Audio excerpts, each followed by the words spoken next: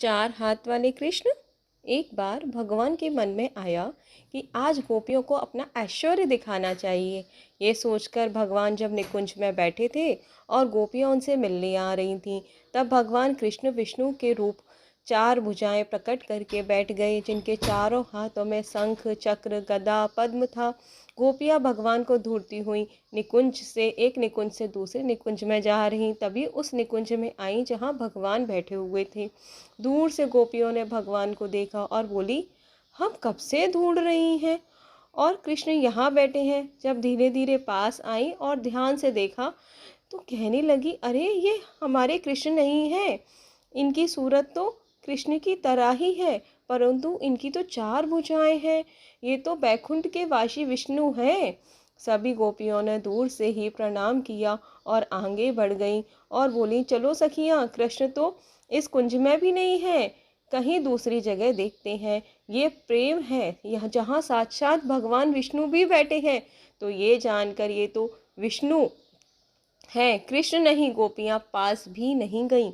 भगवान कृष्ण ने सोचा, गोपियों ने तो कुछ कहा ही नहीं, अब राधा रानी जी के पास जाना चाहिए। ये सोचकर भगवान कृष्ण वैसे ही विष्णु के रूप में उस निकुंज में जाने लगे जहाँ राधा रानी बैठी थी।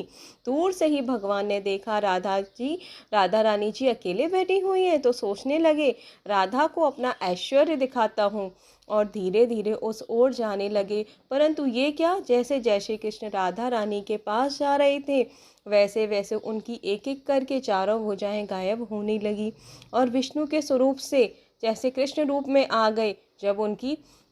जबकि भगवान ने ऐश्वर्य को जाने के लिए कहा ही नहीं था, वह स्वतः ही चला गया। और जब राधा रानी जी के पास पहुँचे तो उन्हें पूरी तरह कृष्ण रूप में आ गए। अर्थात वृंदावन में यदि कृष्ण चाहे तो भी अपना ऐश्वर्य नहीं दिखा सकते, क्योंकि उनके ऐश्वर्य रूप को वहाँ कोई नहीं पूछता है।